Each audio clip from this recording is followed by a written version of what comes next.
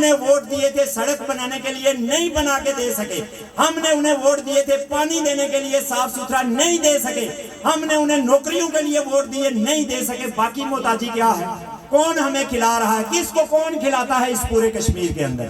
تو یہ سمجھنا ضروری ہے کہ ان بلاؤں سے چھٹکارا پانے کا نتیجہ طریقہ یہ ہے کہ انہیں اگنور کیا جائے، انہیں ڈیلیٹ کیا جائے، ان کا سماجی کیا کہتے ہیں بائیکاٹ کیا جائے.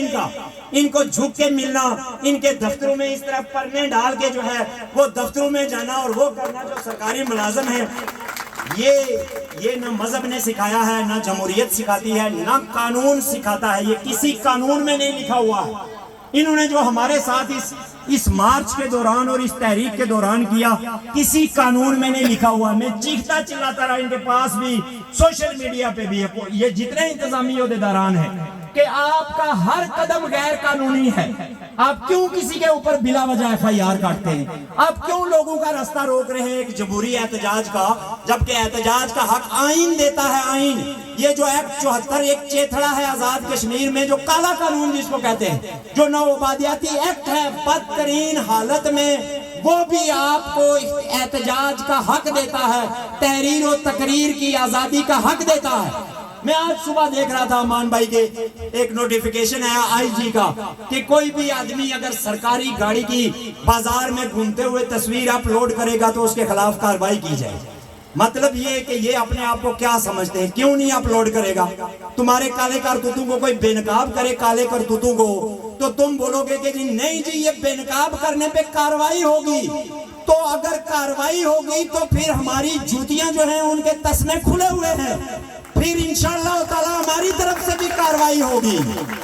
یہ مت سوچو کہ ہم ایک ماحول بنائیں گے اور ادھر سے ایک وزیر بولے گا، ادھر سے دوسرا بولے گا اور لوگوں کو 2 نمبر اخلاقیات کا چورن بیچیں گے. یہ 2 نمبر اخلاقیات ہے. آپ چوری کر کے جا رہے ہوں اور آپ کو کوئی روکے تو آپ بولیں آپ کو روکنے کا حق نہیں ہے.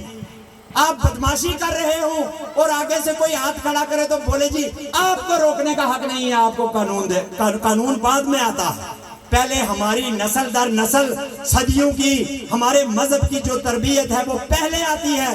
پیغمبر کی حدیث ہے کہ جہاں برائی دیکھو، جہاں ظلم دیکھو، وہاں اگر کمزور ترین حالت میں ہو پہلے تو اس کو ہاتھ سے روکنے کی کوشش کرو. اگر ہاتھ سے نہیں روک سکتے ہو، طاقت نہیں رکھتے ہو، تو زبان سے روکو، اس کے خلاف بولو. اگر بول بھی نہیں سکتے ہو تو دل میں برا محسوس کرو. یہ قانون اعلیٰ ہے یا اس چور SDM کا قانون یا اس 2 نمبر IG اور چیف سیکرٹری کا قانون، جن کا حق ہی نہیں ہے کہ وہ یہاں آ کے ملازمت کر سکے، جن کے پاس باشندہ ریاست سرٹیفکیٹ نہیں ہے، وہ خود 2 نمبری کے ذریعے یہاں آ کے یہاں سے پیسے لے کے جا رہے ہیں اور وہ ہمارے بچوں کو ڈرائیں اور اخلاقیات سکھائیں. چور کسی کو کیا اخلاقیات سکھائے گا؟ ڈاکو کیا اخلاقیات سکھائے گا؟ زانی کسی کو کیا اخلاقیات سکھائے گا کہ وہ درس دیں گے؟ بچے سب کے سندے ہوتے ہیں. ہمیں قانون ہاتھ میں نہیں لینا چاہیے. جو پورا دن قانون ہاتھ میں لے کر پھرتے ہیں، قانون کو پاؤں کی ٹھوکر پہ رکھا ہوا ہوتا ہے، نہ سگنل کا احترام کرتے ہیں، نہ کسی عہدیدار کا، نہ اسپتال کا. دفتر میں جاتے ہیں تو چھوٹے ملازموں کے اوپر جو ہے وہ دھونس دھاندلی کرتے ہیں. جو پورا دن قانون خراب کرتے ہیں، شام کو لوگوں کو درس دیتے ہیں قانون کا احترام کیا جائے. وہ جو کوئی اخلاقیات ہوتی ہیں، بڑے چھوٹے کی عزت ہوتی ہے. ہمارے پیغمبر نے بڑے چھوٹے کی عزت نہیں کی. ہمارے پیغمبر نے عزت داروں کی عزت کی. اگر بڑے چھوٹے کی عزت کا معاملہ ہوتا تو تبت یدا ابی لہب و تب کبھی نہ اترتی. اپنے سگے چچا کے خلاف ایک پوری سورت جو ہے وہ اتر گئی اور اس میں کہا گیا کہ اس بدماش کے ہاتھ ٹوٹ جائیں اور یہ تباہ و برباد ہو. اور اس کی اپنی چچی کے خلاف. اور بدر کا مارکا جو ہے، کل مجھے کوئی کہہ رہا تھا، ایسے مذاق میں کہہ رہا تھا کہ جو پھواڑی میں جنگ ہوئی اس میں زیادہ لوگ تھے بدر کے مارکے کی نسبت، کہ بدر کے مارکے میں جو ہے وہ 313 ایک طرف تھے اور 1000 ایک طرف تھے، یعنی ٹوٹل 1313 بندے تھے. تو پھواڑی کے مقام پر جو ہے وہ ایک طرف پولیس اور اس کے لوگ تھے اور دوسری طرف ہزاروں لوگ تھے. تو ایک مارکا تھا. وہ بھی یہ سمجھانے کے لیے بتا رہا ہوں.